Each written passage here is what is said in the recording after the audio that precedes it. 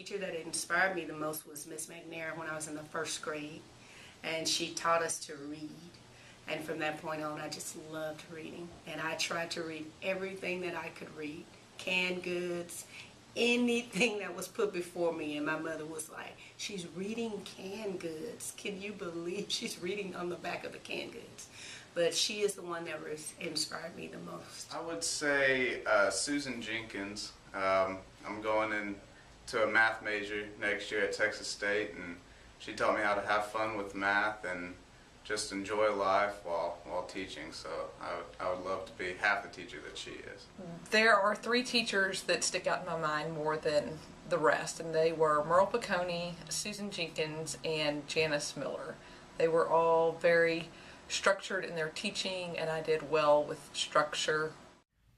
Sure, I'd have to say my government and journalism teachers in high school, Mr. Bush, Richard Bush, and Miss Dorothy Morgan, or County Judge Morgan, were big inspirations in my high school career. I think probably the teacher that inspired me the most was probably Mr. Big.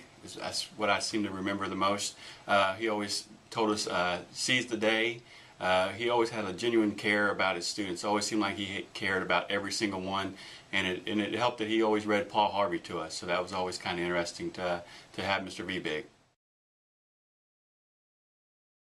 As much as it pains me to say this, it would probably have been Kurt Alfred. His moral compass was very straight, and he always kept me out of trouble, so I have to give him credit for that. I would have to say the most inspiring classmate was a boy named Dylan.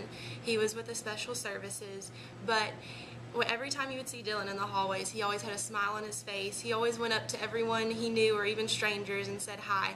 And I think that Dylan was really a role model for all of us, that throughout life will give us challenges, but we just have to stay positive. We have to be able to interact with people and just be happy about life and enjoy life. I would have to say Philip Winkleman is one of those people, because he was older than me, but he had such a whimsical attitude about life, and it was just, he was so happy-go-lucky, and at that time in high school everything is so structured, so it was good to be around someone who wanted to just have a good time.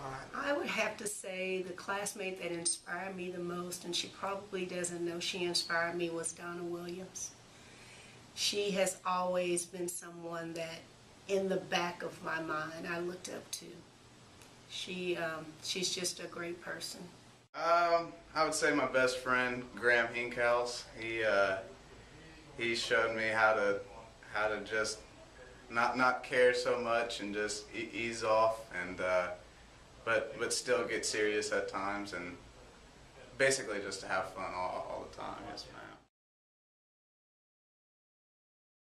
At that time, being able to do dual credit with Blinn was sort of a new thing, and so between not only having a full day at the high school and going over to Blinn or doing some dual credit courses at the high school that were Blinn credit, that was a risk for me, and I had a lot going on, and it paid off, and it helped me develop time management and able to juggle numerous multitask, as many folks refer to it.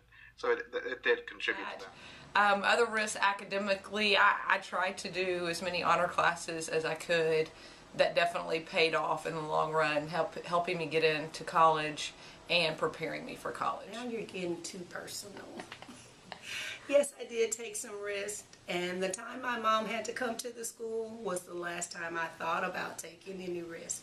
That's what I learned, not to get caught. I was trying to think about this. The risk that I can really kind of think of was probably in baseball. I hit a double one time, and I tried to stretch it out into a triple, and I got thrown out at third, and what I learned from that is I'm not as fast as I thought I was. The risks I took were the times that I put myself out there in scenarios that were uncomfortable for me, things that I wouldn't normally have done, and those risks always paid off positively, whether it was joining a group that I never had been a part of before, joining a club, or taking a class maybe that I thought I wouldn't have an interest in or would be too challenging for me. My proudest accomplishment was being able to serve as District FFA President, because not only was I able to represent Brenham High School, but I was able to represent a wide variety of schools around our district, and it really helped me as an individual to be able to grow out of my shell and to become a more open person and to be able to speak to others and just to enjoy being around other people. I think the most memorable and proudest accomplishment was my senior year. All the hard work paid off. Scholars at the banquet for the awards resulted in a lot of scholarships, which to me was fulfilling in terms of the community was investing in me to go on and move on into higher education, and to see that now in the community that those numbers continue to grow as far as kids getting scholarships and the dollars that continue to grow. That's one of the proudest moments that I could say, hey, I was part of that 20-something years ago.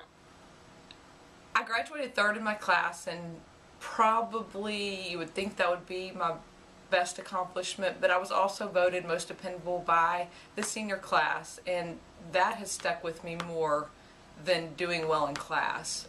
I've tried to be dependable still as an adult and carry that on. I think I would have to probably say Brenham ISD and the participation in the Boys State program was absolutely one of those things that influenced me and influenced my life and my future career path. One was when I was in elementary school, I had the most I've been caught being good award that I got handed to me in the award program, and I even have a t-shirt to prove it, so it did happen.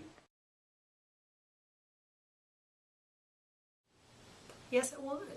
I enjoyed school. I had a great school experience. I would do it all over again, but I would hope that if I got a chance to do it all over again, I would know exactly what I know now, because I think I could make a difference in my class, in our society, through public school.